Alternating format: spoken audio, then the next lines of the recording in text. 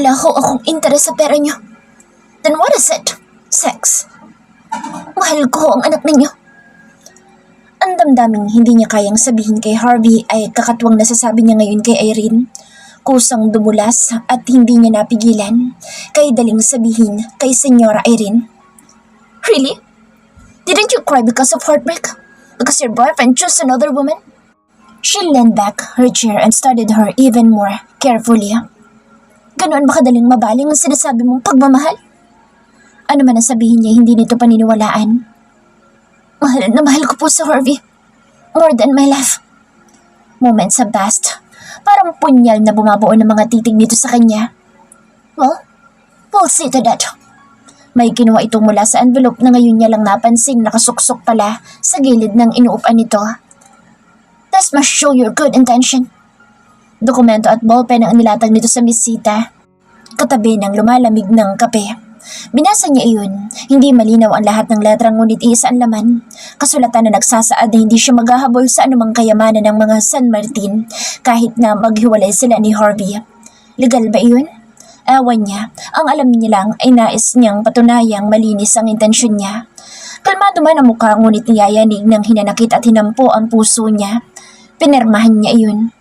I hope that will make you believe that my intentions are clear. Senyora. We'll see. But as of the moment, I hope you stay true to your words.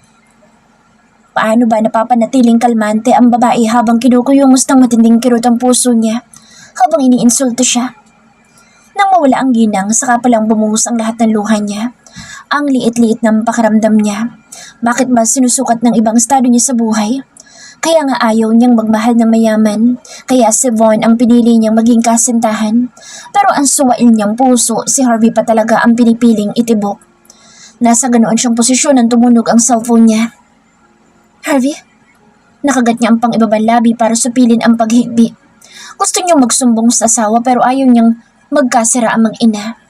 Alam niya kung gaano kamahal ni Harvey ang nanay nito. Hey, what's wrong?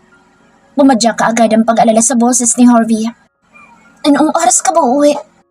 Sinadya niyang gawing masaya ang boses sa kabila ng panunubig ng mga mata. Katatapos lang namin. Uuwi na ako kaagad. His presence was all she needed. Kapag nasasaktan siya, si Harvey lang ang gusto niyang makita. Hihinting kita. Buong tiyaga niya itong hinintay sa porch. As always, she flashed her sweetest smile as she hugged and kissed him. Naghapunan silang puro masasaya ang pinag-uusapan na parang walang bagyong Irene na nagdaan. Kinagabihan, she gave herself to him. Buong init at pagmamahal hanggang sa nakatulog itong yakap siya ng mahigpit. Mahal kita, Harvey. Hanggang hindi mo sinasabi na umalis ako'y mananatili ako sa tabi mo. Bulong niya sa sarili habang nakatitig sa nahihimbing na asawa. Kakayanin ko lahat para sa'yo. Ipaglalaban kita sa paraang alam ko. Sir, the Myanmar delegate will arrive a few minutes from now. Tinapos na Harvey ang pakikipag-usap sa video call, isa sa safety engineer sa minahan sa Carrasco. Every now and then ay ina-update niya ang operation sa site simula na magkaroon ng konting aberya ang minahan sa Palawan. Hinarap niya si Karen. Bring everything that we need. Kagagaling lang nila kanina sa isa pang meeting at heto na naman ang isa pang kaharaping responsibilidad. Emisaryo ng isang Burmese mining company. Potential partner nila sa gagawing mining venture sa bansang Myanmar ang kakausapin niya ngayon. Kung tutuusin ay pwede namang isa sa mga executives niya ang ipadala niya. Kaya lang nais niyang mas makasiguro. Brainchild niya ang joint venture na ito. Siya ang nag-udyok sa ama na pasukin ang kailan lang nagbukas na ekonomiya ng Myanmar sa free market. Napagkasunduan nila ng possible partner na bisitahin ng kanya-kanyang minahan. Sa susunod na buwan ay siya naman ang lilipad patungong Myanmar. Ang finalization ng negosasyon ay pagdidesisyonan kapag napuntahan na ng kapwa-kumpanya ang kanya-kanyang minahan. Where the glory is, there should his company be. Boss, we almost forgot. Binitbitikaran ang baon niya. Restaurant ang pupuntahan natin. But who knows? Hahanap-hanapin mo lasa ni Mrs. His face might be impassive but he is smiling inside. Luto ni Janine lang talaga ang laging kinakain niya. Ang araw-araw na pinapabaon nito sa kanya. Minsan pa nga ay nagpakuha pa siya ng pagkain sa bahay sa gitna ng masaganang lunch na pinagsasaluhan nila ng mga tauhan sa conference room. Nasa airport na ba si Mr. Caruso, Karen? Ang Vice President for Operation ng kumpanya ang naatasang sumundo sa panauhin. Kadarating lang din kasi niya galing sa isa pang meeting. Yes, boss. Any minute ay nasa Sheraton na rin ang mga iyon. Mauuna na lang sila ni Karen patungo sa Sheraton Hotel kung saan niya napiling ganapin ang business meeting. He should be there on time. May naka-reserve ng VIP room para sa kanila. Ayaw niyang sa mismong lunch magaganap ang lunch dahil may posibilidad na maging working lunch iyon. At Sheraton Hotel ang napili niya dahil kahit papaano ay makikita na magiging kausap papasok sa hotel ang Manila Bay. It's an authentic way of introducing the country to a visitor. Iginiya sila ng stop patungo sa silid nila. Pumasto si Karen sa mesang malapit sa kinuupan niya at inihanda ang lahat ng kakailanganing files sa computer. May nakaset up ng projector para sa presentation mamaya. Habang nabakante ang sarili ay lumilipad ang utak niyang pabalik sa bahay. Pabalik kay Janine. Hindi niya naiwasang mapangiti na sumagi ito sa isipan. I wonder what she is doing right now. Ano naman kaya ang pinagpapaguran ng asawa niya? Kung hindi man halaman, malamang nasa kusina ito. Tom, nasa isang magarang hotel sila pero tila naglalaway siya habang iniisip ang luto nito at nagluluto mismo. Nitong mga nakaraang araw ay minapapansin siya ditong kakaiba. Nagiging tahimik ito. Nahuhuli niyang malayo ang mga titig. Kapag tinatanong niya kung may nararamdamang kakaiba, ngiti lang ang sinusukli sa kanya. Kinakabahan siya kapag sobrang tahimik ni Janine gayong nagiging at home naman ito sa kanya. Hindi na nga umaangil kapag basta na lang niya niyayakap at tinahalikan at mas open na ang conversation nila. Bored na ba siya sa bahay? Nauumay na ba sa akin? Lagi niyang tanong sa sarili ngunit hindi niya naman magawang tahasang sabihin dito. Deep in his heart, may takot siya na baka sagutin ito ng ayaw niyang marinig. So he kept himself mum. Tawagan ko kaya? Kinuha niya ang cellphone. Luminga muna siya sa paligid bago nag-video call kay Janine. Walang problema kay Karen. Minsan ay naririnig nitong nilalandi niya sa telepono ang asawa. Pero baka may mga waiter na papasok o maabutan ng ka-meeting. Where are you? He became impatient. Nang sa pangatlong tawag ay wala pa ring sumasagot. Tom, Janine, answer my call. Sa ikaapat na tawag ay nabuhay ang screen. Isang basang-basang Janine ang bumungad sa kanya. Tumutulo pa ang buhok nito at nakabalaba lang ng puting tuwalya sa katawan. She sure looks so sexy. Litaw ang makinis na balikat at ang punong dibdib kung saan natuon ang pansin niya. Nagiinit kaagad ang pakiramdam niya. Jesus, nagsimulang manigas ang isang bagay. Sorry, naligo kasi ako. Puminta ang pagtataka sa mukha nito nang hindi siya tuminag at nakatitig lang dito. Sinundan ang direksyon ng tinititigan niya at ganoon na lang ang paglaki ng mga mata ng matanto iyon. Ang bastos mo talaga. Angil nito na pasimpleng tinakpan ng braso ang dibdib. Natawa siya sa cute na reaksyon ng asawa. Nahihiya pa rin talaga ito. This made her more exciting and he took pride in being her first. That he was the one who taught her a trick or two about making love. Yes, they were not simply having sex. It was way more than that. Naalala niya ang nangyari kagabi. Nakatulog na siya nang maramdaman ng paghaplos dito sa pisngi niya. Walang anumang sinabi, basta hinahagod lang ng marahan ang mukha niya, partikular ang baba niya, ng buong pagsuyo. He was tempted to open his eyes pero hinayaan niya ito. Janine was never the type na nagpakita ng damdamin. Last night she was different. Sa tuwin ay naghihintay ito sa kanya sa sala at eksaktong naglalakad na siya papasok ng bahay na makikita niyang kaagad itong nakatayo sa bungad ng main door.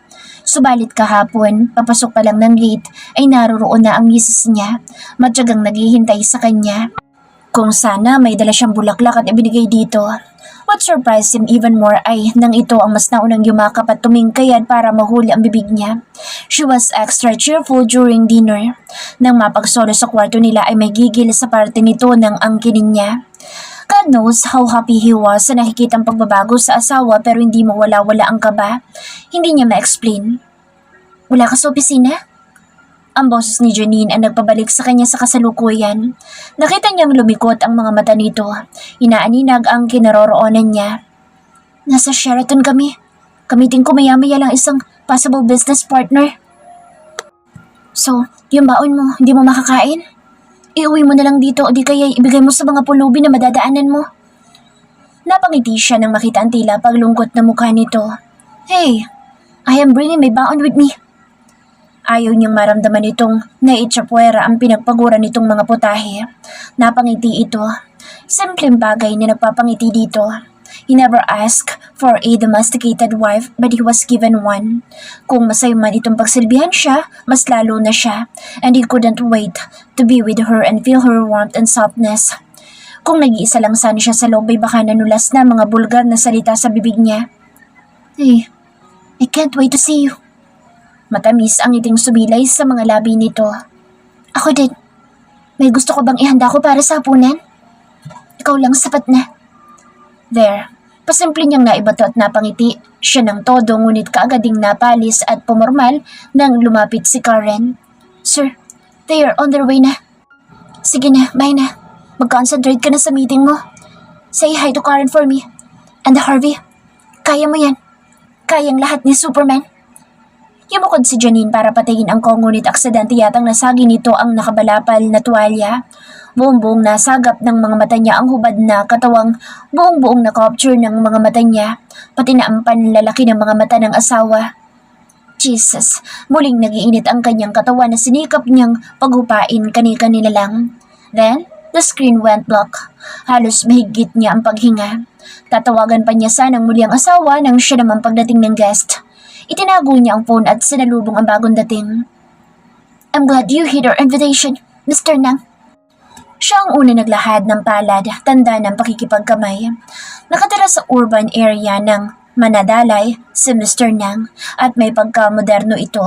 Kaya shaking of the hands kesa sa tradisyonal na pagbati ang ginamit niya.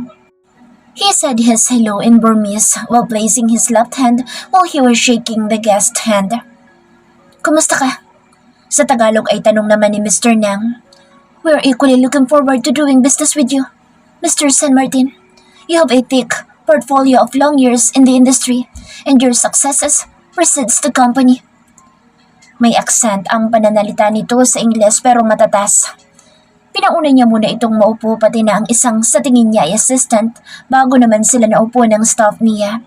Matapos ang formalities at palitan ng kanya-kanyang token ay kinain ng masinsinang diskusyon ang buo nilang atensyon. Ngunit sa gitna ng seryosong usapin, sumisingit at sumisingit pa rin ang imahe ng asawa. This is torture. Focus, Harvey. Focus. Sinikap niya ang sariling ituon ng pansin sa usapin lalo na at maraming detalyeng dapat plansyahin. Logistics, capital, legalities, international tariffs. Iilan lang sa mga main concerns. Idagdag pa ang mga batas na saklaw ng kanya-kanyang bansa. At kahit na nagbukas na sa pandaigdigang merkado ang Myanmar, may military junta pa rin doon. Huling nabasa niya ay karaniwan sa may hawak ng malalaking negosyo, ngunit walang asosasyon sa military junta ang kanegosasyon niya. He had done his research well.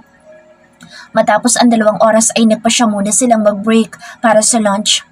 So, these are all Filipino dishes? Tanong ni Mr. Nang sa mga pagkain. Nakatitig. Sinisigurado niyang purong Pilipino at masasarap na pagkain ang idudulot sa mga panauhin. Pagkain kilala sa lahat ng parte ng Pilipinas. Hindi nawawala ang adobo sa hapag at halo-halo and durian cheesecake for desserts. Yes, the best of Filipino dishes, sir. Ang vice-presidente niya ang sumagot. Excuse me, sir. Here's the food your secretary asked to plate. Ang uniformadong waiter na inilalapag ang puting plater na nasisidlan ng naturang pagkain. What is that dish called? Sa naka-plater na pagkain pinaplate ni Karen nakatutok ang pansin ni Mr. Nang. Aside from business, food and different cuisines always interest me. My wife is a great cook. So, here's mine. Kumislap ang mga mata ni Mr. Nang sa sinabi niya. Suddenly, mas naging relaxed ito. Tila na bago ang formal na atmosphere. This doesn't have a name actually. My wife fixed this for me. She does with whatever is available in the kitchen. You're bringing your lunch every day? Yes, I couldn't help it.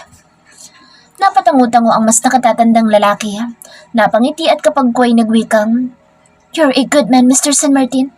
You take pride in your wife's cooking. I am addicted.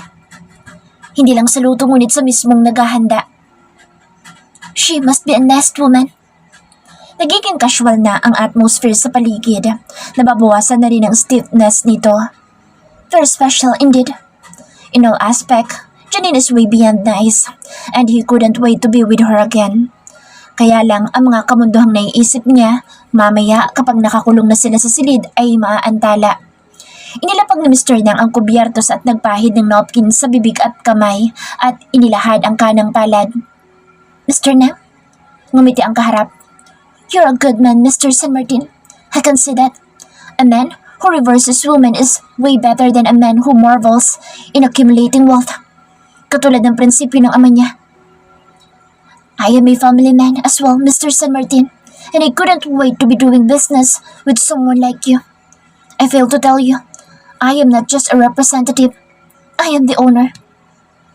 Mahirap paniwalaan ngunit naging selyado naging negosasyon sa oras na nagdaop ang mga palad nila ni Mr. Nang.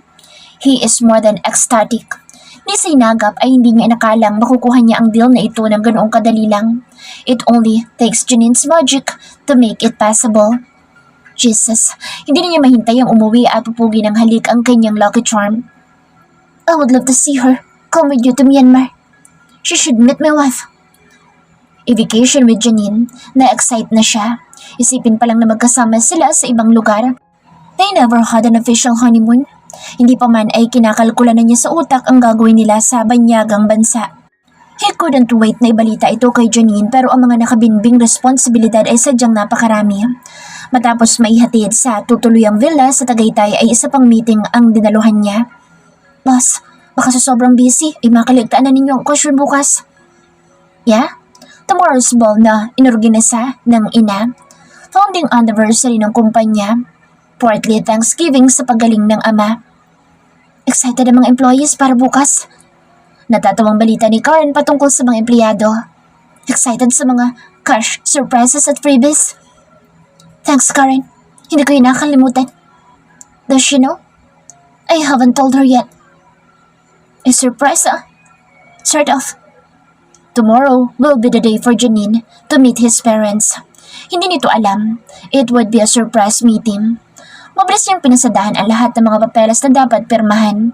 Isa-isa niyang nilagdaan ang sa tingin niya hindi na questionableng mga dokumento at isinantabi muna ang mga may pag-aalinlangan siya. Karen, can you do me a favor? What is it? Walang passport si Janine. Can you fix all the requirements for her? Hindi na lang kita isasama sa ocular inspection bukas. Personal niyang ililibot si Mr. Nang sa mga minahan nila. Napangiti si Karen. Of course, I will. Mas maigi magbakasyon naman kayo, boss. Baka doon na kayo makabuo ng Lil Harvey and Lil Janine. Kaya naman, pag ako nagkaanak, dadamihan ko. 4 ang gusto ko. Babae, lalaki at babae. Babae ang panganay kasi responsable at babae din ang bunso para siyang prinsesa ng pamamahay.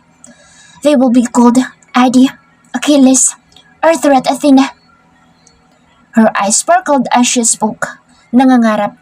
Natukso siyang tanungin ito pero nadismaya siya sa sinagot nito. A child in between is not good, diba? Siya din naman ang nagpairal ng ganoong kondisyon. Napabuntong hininga siya. Hindi man siya sigurado sa tunay na estado ng puso niya but one thing is for sure. He wanted a child with her pero ang tanong, gusto ba nito? Nakailang beses na niya itong pinahagingan ng mga tanong but he never saw the slightest sign that Janine wanted to keep him. Religiously, she took those contraceptives na siya naman ang may pakana. Lagi din itong sinasabi na hahantong sila sa paghihiwalay. A definite fact. Malinaw, nais nitong magkaanak pero hindi sa kanya. Does she think my genes are not that good para huwag itong humiling ng anak sa akin? Natatakot siyang ungkatin si Janine. He is too loud on their bonding during lovemaking. He is a monster.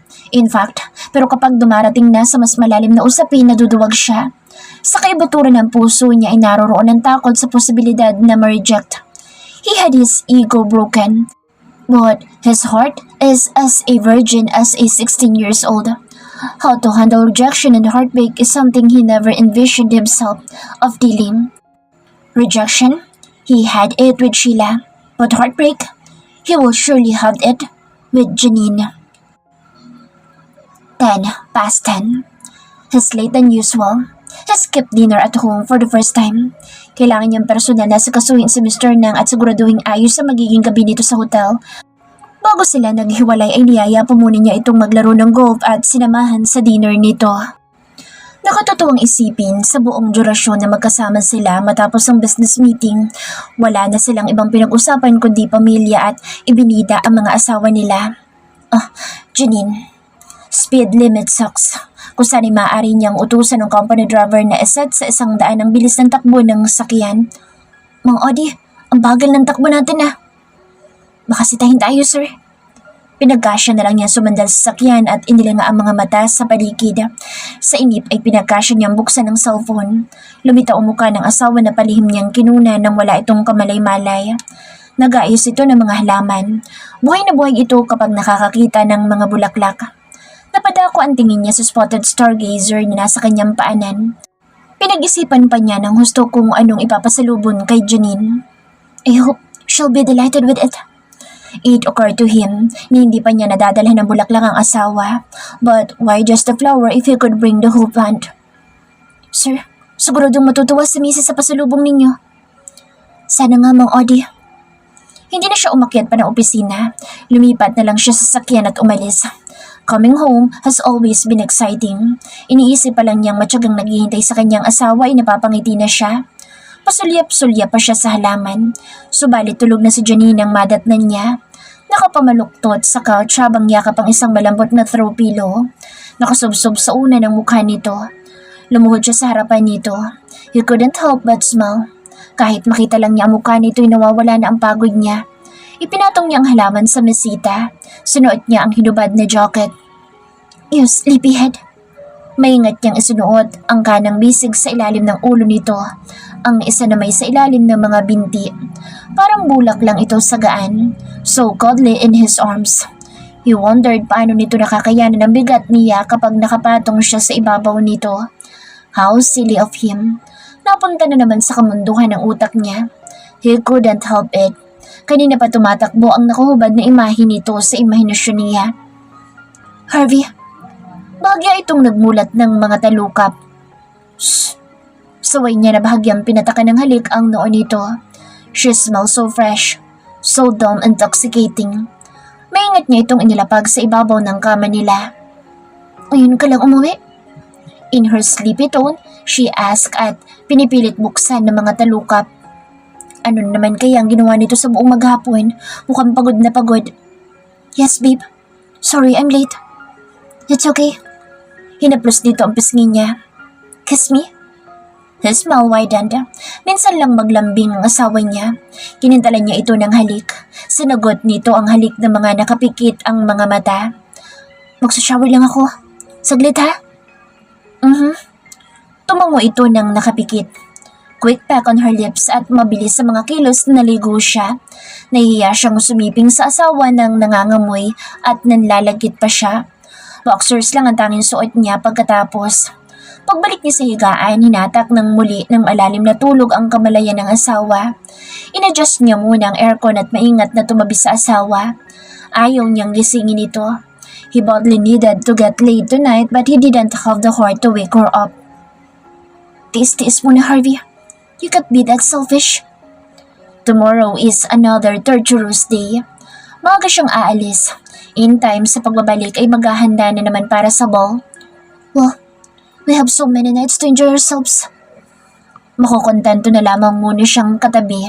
Yung yakap ito ng mahigpit habang nakasiksik ang muka sa leeg nito at samyo ang bango ng balat nito. His potion for a good night's sleep. Janine's sweet scent. Alampihit si Janine sa loob ng silid habang hinihintay na matapos na magbihis si Harvey. Mas pinili niyang sa dating kwartong ginagamit magbihis. Ilang beses pa niyang sinipat ang sarili sa malaking salamin. Sa huling pagkakataon ay pinasadahan niya ng tingin ng kanyang kabuuan. Maganda na kaya siya sa paningin ni Harvey? Nasa ganoon siyang pag-iisip nang bigla na lang ang pagbukas ng pintuan.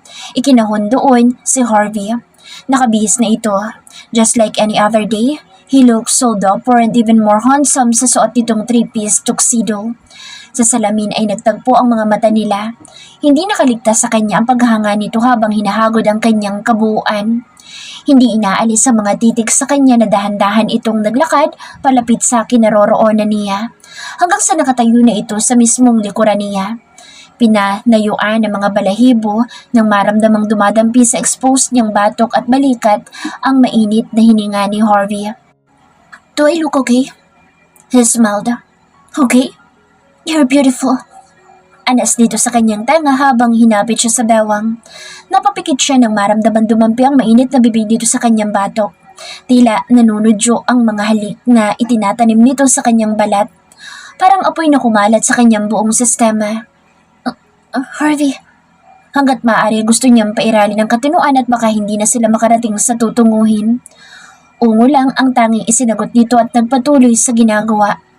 He was planting kisses on her neck and bare shoulders. Narinig na lang niya ang dahan-dahang pagbukas pababa ng zipper niya sa likuran. Ngayon ay pumapasok sa balat niya ang buga ng aircon. Mapangahas na ipinasok ni Harvey ang mainit itong palad sa nakabukas na damit at umahagod sa kanyang balat. "You're a temptress." Pabigla siyang ipinihit ni Harvey at isinandal sa salamin at siniil ng halik sa labi. Mapusok, makapugto ng hininga, mapaghanap at nakakadala ang mga labi nito. Kung sa ibang pagkakataon ito'y nagpatianod na siya sa kahinaan at kapusukan. But tonight is not just an ordinary night. May mahalaga silang event na pupuntahan. Base sa ayos nila'y hindi lang ito basta anong okasyon. "Harvey, please, tama na." Nagawa niyang ilayo ang kanyang mukha, ngunit humabol pa rin ito sa bibig niya. This time, ang leeg naman niyang pinagdidiskitahan. "Harvey, late na tayo sa dinner na sinasabi mo." Sukat sa sinabi na pahinto sa Harvey sa ginagawa. Natigil ang paghalik nito sa kanyang leeg at sunod-sunod na mararahas na hininga ang pinakawalan. Tumawid ito ng tayo at kasunod na inayos ang pagkakabuhol ng zipper niya. Maingat siya nitong iniharap. "Sorry, natakam na naman ako." Kumunot ang noon niya. "Ano ako, putahe?" Pilyo itong ngumiti. "Honestly, yes. My most favorite dish." Anito na hinagod ng daliri ang pang-ibabang labi niya. Napangiti na lang siya. "Ayan, kumalat na tuloy yung lipstick sa labi mo. Ang pilyo kasi." Kumuha siya ng tissue at pinahiran ang bibig nito. Initsa